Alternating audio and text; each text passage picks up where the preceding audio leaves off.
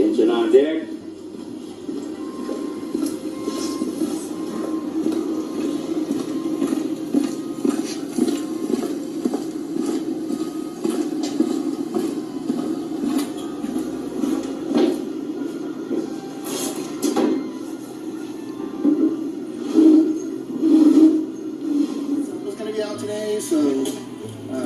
So I wanted to talk about Alexander August. I did not know his middle name was August Komlofske. I mean,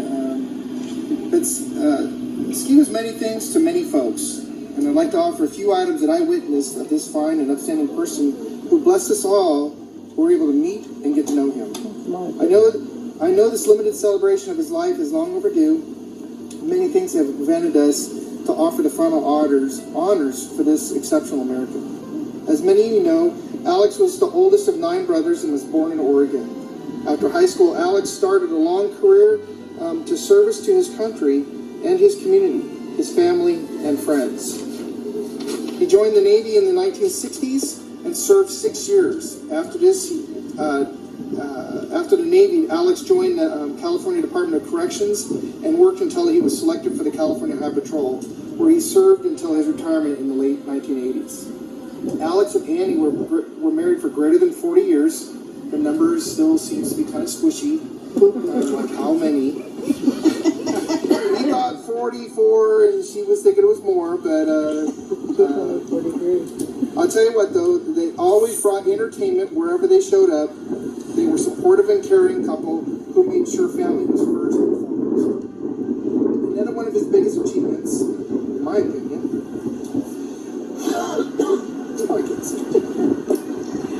is my wife Lori. Alex was a great-grandfather, always finding a way to arrive at key moments in the grandchildren's lives.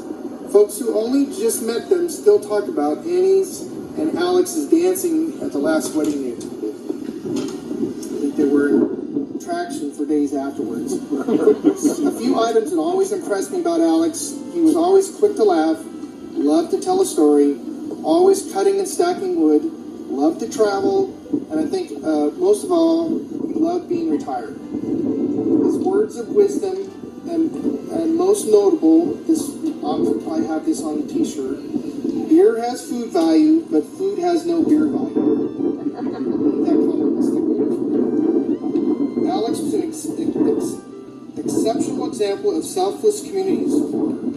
He adopted a community of Mount Shasta and saw him involved in many initiatives, from veterans issues to the Elks Toys for Tots program. Ski was the person that if you needed a volunteer, he was one of your first calls because he always was there to help others. I offer Ski as a positive example of giving oneself to passions, whether they be through family or community.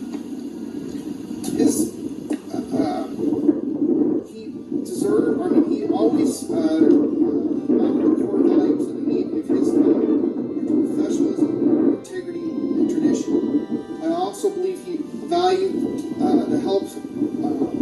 He also took on the values of the Highway Patrol and their mission of safety, service, and security. Before I close, I think it's very important that we recognize caregivers. These are the unsung heroes in Alex's life. I know that family would like to thank friends and neighbors who helped Anne keep Ski safe. Without your support, she would not have been able to provide the best of care. And I think that's super important. You know, Annie did a lot of this stuff on her own, but there was support from outside. You know, whether it be a neighbor coming over and snow blowing the driveway, or somebody helping get wood delivered, or you know, Jerry helping me stack wood. So without family and friends, I think the caregivers are definitely unsung heroes, and they are the ones that keep us safe at the end of our lives. So thank you.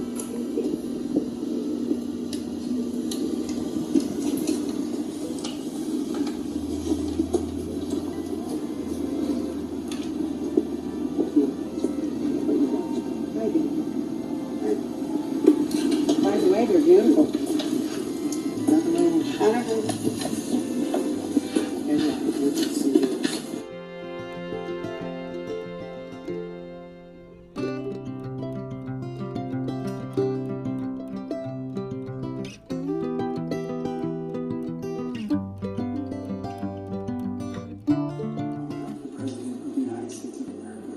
States Navy in a very grateful nation.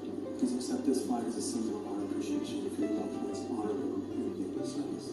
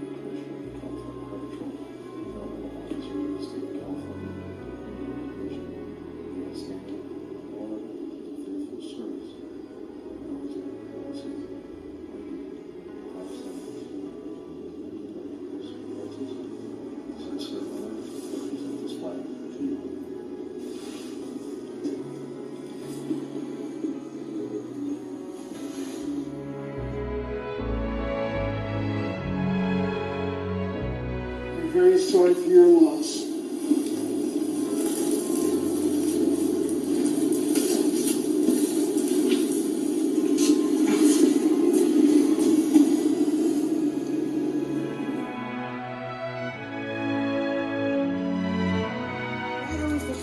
On the comical side. One of my favorite memories was when Mike was on his first deployment. I had a 3-year-old and a baby, and it was time for us to move into housing. And I said, hey, can you come down and help me move? He said, sure, no problem. So he came down to help me move. And when he got there, the movers were starting to move things. He said, well, what can I do? And I said, well, Mike has this huge stereo system that's hooked into this speaker, that speaker, the TV, the whole thing. I said, I don't know what to do with it. And he said, well, I got an idea. So we got some tape, and he started labeling everything, and he ran out of tape.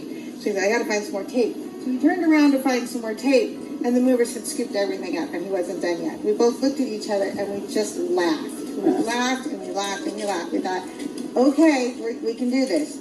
So then when we finally get to the house, he goes, well, I'm going to try to put it together, but if it blows up, don't let Mike blame me. And I said, okay.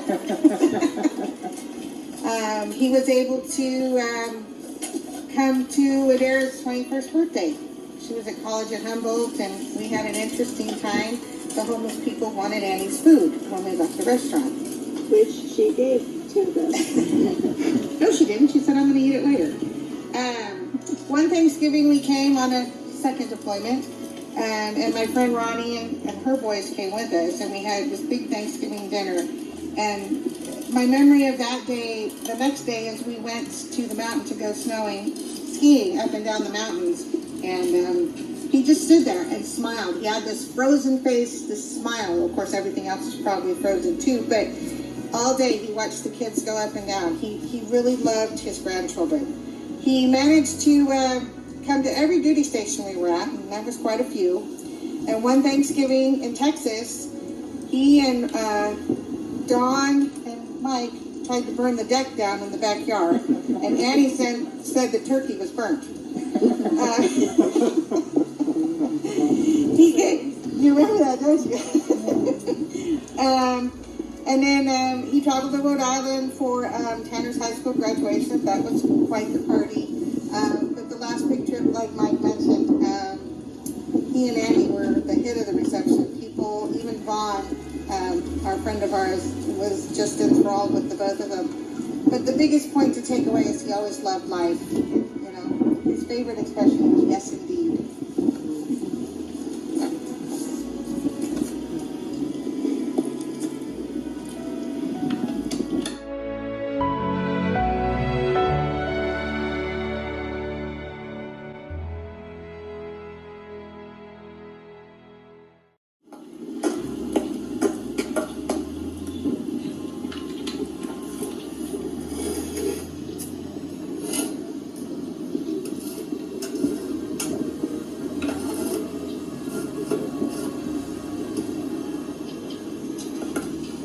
Yeah, bud. Alexander Komlofske, United States Navy. Thank you. Rest in peace and honor.